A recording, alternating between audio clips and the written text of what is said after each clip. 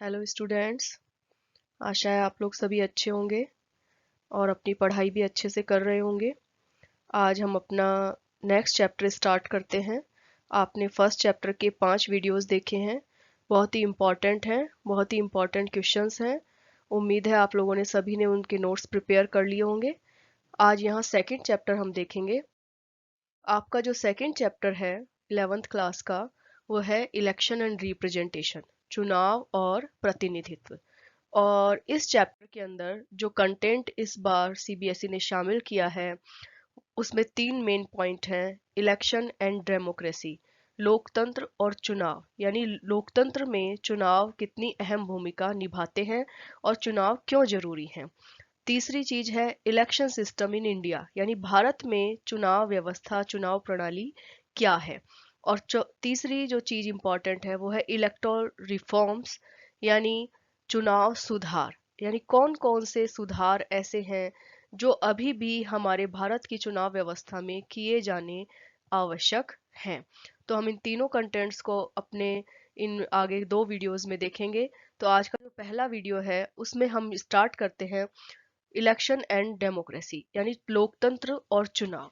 अब यहाँ पर हमें सबसे पहले ये समझना जरूरी है बच्चों कि लोकतंत्र में चुनाव क्यों, लोकतंत्र क्या होता है। सबसे पहले इस शब्द का मतलब समझिए। यहाँ शब्द शाब्दिक अर्थ क्या है? जनता का शासन। और अब्राहम लिंकन की एक कोटेशन है कि लोकतंत्र जनता का, जनता के लिए, जनता द्वारा शासन है, यानी जनता खुद शासन करती है। ठीक है। तो ऐसी जो शासन प्रणाली है जहाँ कोई राजा नहीं होता, कोई सैनिक तंत्र नहीं होता, कोई एक संगठन शासन नहीं चलाता, बल्कि जनता शासन चलाती है, वो लोकतंत्र कहलाता है। परंतु यहाँ पर अब हमें यह समझना होगा, अब अगर आप भारत के लिए कहेंगे भारत में तो लोकतंत्र है, तो क्या आप शासन चलाते हैं? क्या आपके पेरेंट्स शासन चलाते हैं? नहीं। तो उसके कारण क्या है? लोकतंत्र 2 प्रकार का है। एक प्रत्यक्ष लोकतंत्र और दूसरा प्रतिनिधियात्मक या अप्रत्यक्ष लोकतंत्र। तो हम सबसे पहले देखते हैं कि प्रत्यक्ष लोकतंत्र। प्रत्यक्ष लोकतंत्र क्या होता है? यह वह शासन व्यवस्था है जिसमें देश के समस्त नागरिक प्रत्यक्ष रूप से राज कार्य के संपादन में भाग लेते हैं। वो प्रत्यक्ष लोकतंत्र कहलाता है। यानी जैसे कोई नीति बनानी है, कोई कानून बनाना है, तो जनता खुद उसमें पार्ट लेगी कानून बनाने की प्रक्रिया के अंदर। ये नहीं कि कोई 2-4 लोगों ने, गिने चुने लोगों ने कानून बना दिया और हम पर थोप दिया और हम उसको फॉलो कर रहे हैं। तो प्रत्यक्ष लोकतंत्र कहाँ हुआ? जहां पे जनता ने खुद कानून निर्माण और शासन की सभी कार्यों में डायरेक्ट भाग लिया। अब ये बात कैसे संभव है हमारे जैसे देश के अंदर? संभव है। और ये कहाँ पर है, ऐसी शासन व्यवस्था कहाँ है? ये देखिए, इस प्रकार का लोकतंत्र में लोकहित के कार्यों में जनता से विचार विमर्श के पश्चात ही कोई फैसला लिया जाता है। प्रसिद्ध दार्शनिक रूसो ने ऐसे लोकतंत्र को ही एक आदर्श व्यवस्था माना था। इस प्रकार का लोकतंत्र प्राचीन यूनान के नगर राज्यों में पाया जाता था। ये एक ऑब्जेक्टिव प्रश्न बनता है बच्चों कि प्रत्यक्ष लोकतंत्र कहाँ पाया जाता था? तो प्राचीन यूनान के नगर राज्यों में। और अगर आज हम कहें कि आज कहाँ पाया जाता है, तो आज भी प्रत्यक्ष लोकतंत्र एक आंशिक रूप से मौजूद है। कहाँ पर? स्विट्जरलैंड में। स्विट्जरलैंड में प्रत्यक्ष लोकतंत्र है, पर स्विट्जरलैंड के भी पूरे भाग में नहीं। स्विट्जरलैंड में जैसे हमारे यहाँ डिस्ट्रिक्ट होती है, वैसे स्विट्जरलैंड में 22 कैंटन है। जैसे हम डिस्ट्रिक्ट बोलते हैं वैसे वहां पे कैंटन बोला जाता है।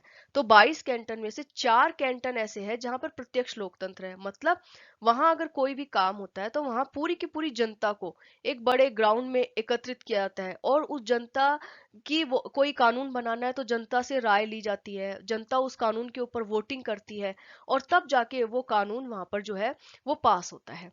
तो अब ये चीज क्या भारत में संभव है? नहीं संभव है। अब ये इसमें और प्रत्यक्ष लोकतंत्र में क्या होता है? यूनानियों ने अपने लोकतंत्रात्मक सिद्धांतों को केवल अल्पसंख्यक यूनानी नागरिकों तक सीमित रखा था।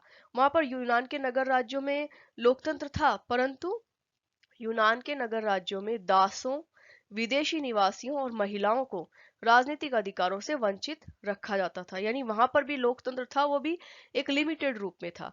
ठीक है। अब जब हम प्रत्यक्ष लोकतंत्र की बात करते हैं तो ये भारत जैसे विशाल जनसंख्या वाले राज्यों में पॉसिबल नहीं है।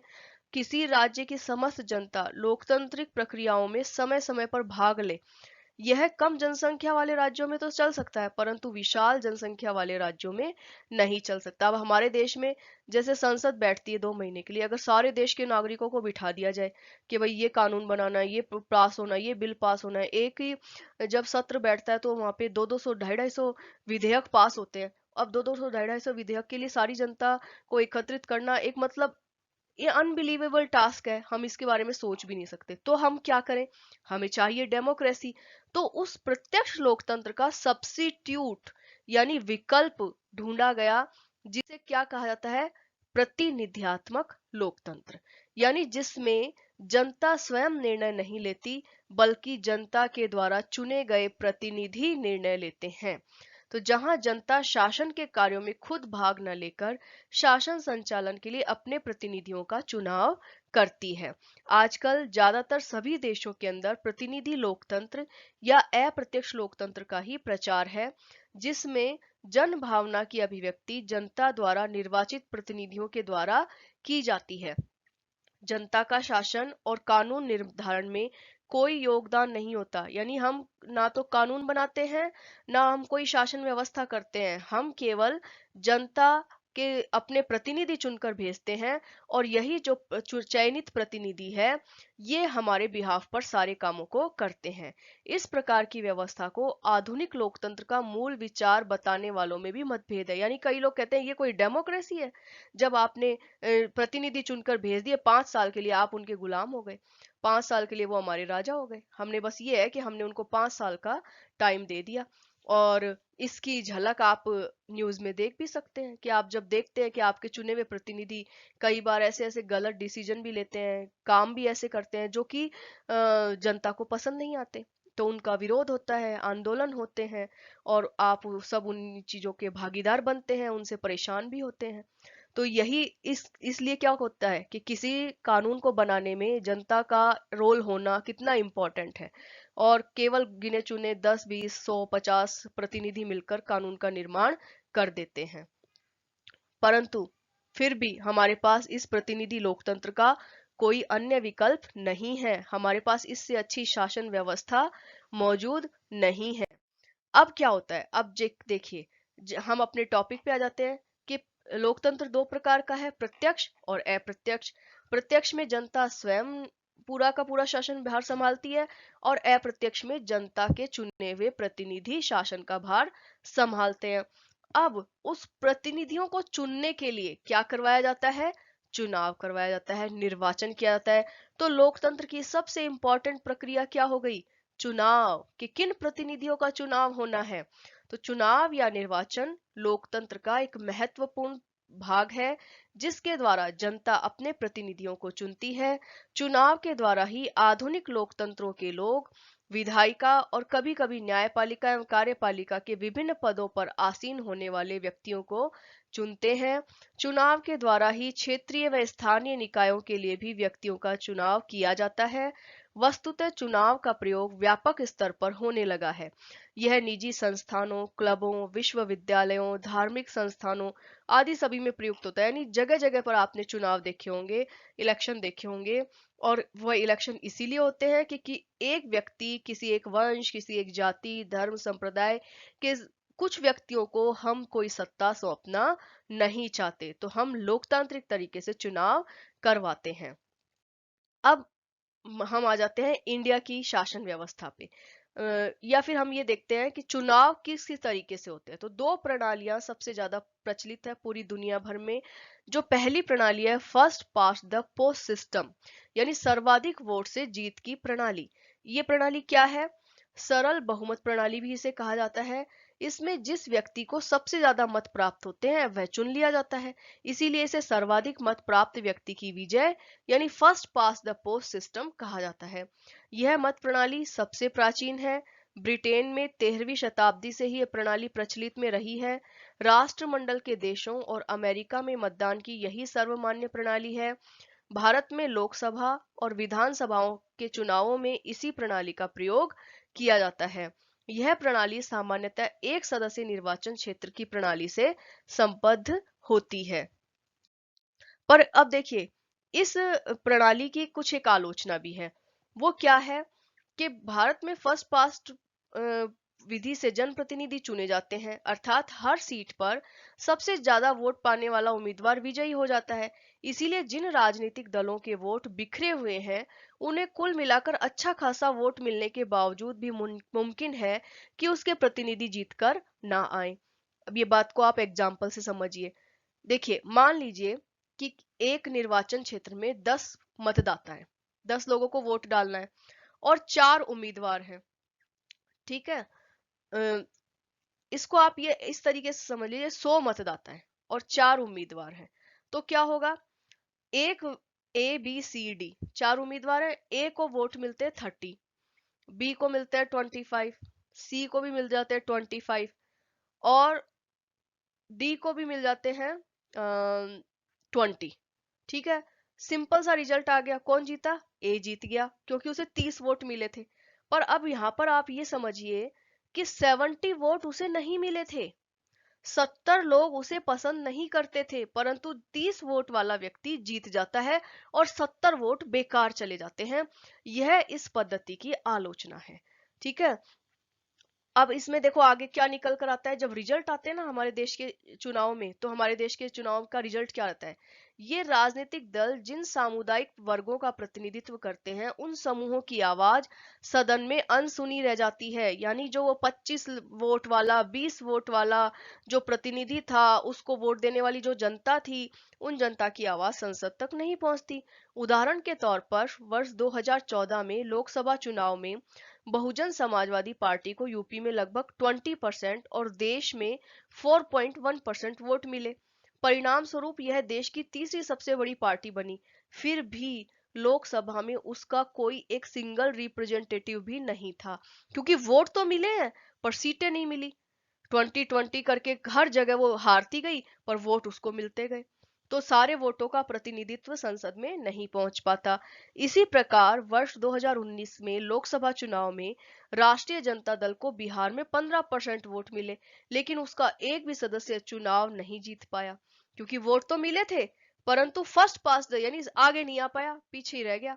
यह प्रणाली भारत की निर्वाचन व्यवस्था का एक प्रमुख दोष है। तो हम क्या कह सकते हैं यहाँ पर कि हर वोट को, हर जनता के हर तबके का प्रतिनिधित्व इस प्रणाली के माध्यम से नहीं हो पाता। अब देखिए, एक और दूसरी प्रणाली है जिसे हमारे देश में कुछ चुनावों में अपनाया जाता है और ज्यादा चुनावों में इसे नहीं अपनाया जाता। ये प्रणाली क्या है? आनुपातिक प्रतिनिधित्व प्रणाली, यानी प्रोपोर्शनल रिप्रेजेंटेशन सिस्टम।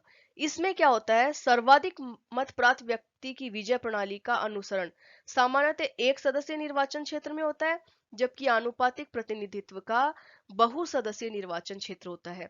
एक ही जगह पर आनुपातिक रूप से विभाजित नहीं की जा सकती।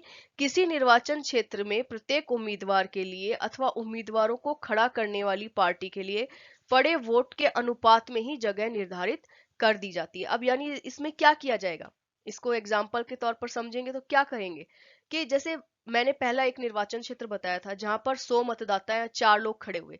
अब आनुपातिक प्रतिनिधित्व प्रणाली है मान लीजिए किसी देश में, तो क्या करना पड़ेगा कि वहां पर 100 मतदाता का एक निर्वाचन क्षेत्र नहीं बनाएंगे, वहां पे पूरे देश में एक साथ चुनाव कराए जाएंगे और जो 100 के करके जो क्षेत्र बांटे गए थे, उन क्षेत्रों को बांटा नहीं जाएगा। और क्या किया जाएगा कि राजनीतिक दल जो है वो अपने उम्मीदवार नहीं खड़े करेंगे, वो अपनी एक सूची जारी करेंगे और जो जनता है वो किसी एक उम्मीदवार के लिए वोट नहीं डालेगी, वो एक राजनीतिक दल के लिए वोट डालेगी। और उस दल को जितने परसेंट वोट मिले हैं, जैसे आपने देखा बिहार का एग्जाम्पल देखा कि 15% वोट थे पर सीट एक भी नहीं थी, और वहां पर आपने देखा बहुजन समाजवादी पार्टी का कि 4% वोट थे पर सीट एक भी नहीं थी। तो इस तरह से क्या होता है, इसके अंदर क्षेत्रों को बांटा नहीं जाता, दलों को वोट देते हैं अनुपातिक प्रतिनिधित्व में, और जितने परसेंट वोट मिलते हैं उतनी परसेंट सीटें उन्हें संसद के अंदर दे दी जाती है। पर यह प्रणाली हमारे देश में नहीं अपनाई गई है। हमारे यहाँ पर इस प्रणाली का प्रयोग कहाँ किया जाता है? राज्यसभा के चुनाव में, राष्ट्रपति के चुनाव में, उपराष्ट्रपति के चुनाव में। और इन ये चुनाव जो है वो अप्रत्यक्ष विधि से होते हैं। अप्रत्यक्ष विधि से यानी जनता इसमें डायरेक्ट पार्ट नहीं लेती, हमारे चुने हुए प्रतिनिधि इन पदों को चुनते हैं। ठीक है, आगे देखिए। तो अब हमारे यहाँ लोकतंत्र की में चुनाव प्रणाली क्या क्या है? हमने दो विधियां देखी, तो पहली विधि जो थी first past the post system, उसके लिए उसमें क्या होता है, राज्यसभा का चुनाव नहीं होता है, लोकसभा और विधानसभा के लिए first past the post system अपनाया जाता है। तो भारतीय लोकतंत्र में चुनाव प्रक्रिया के अलग अलग स्तर हैं, लेकिन मुख्य तौर पर संविधान में पूरे देश के लिए एक लोकसभा तथा पृथक पृथक राज्यों के लिए अलग विधानसभा का प्रावधान है। अब देखिए चुनाव की व्यवस्था किस भाग में और किस आर्टिकल में की गई है, ये आपका ऑब्जेक्टिव प्रश्न है, इसे आप ध्यान कर लीजिए। भारतीय संविधान के भाग 15 में अनुच्छेद 324 में से अनुच्छेद 329 तक, यानी 324 से 329 तक निर्वाचन प्रणाली की व्याख्या की गई है। आर्टिकल नंबर 324 निर्वाचन का अधीक्षण, निर्देशन और नियंत्रण का निर्वाह निर्वाचन आयोग में निहित होना बताया गया, यानी एक निर्वाचन आयोग की व्यवस्था आर्टिकल 324 में की गई है।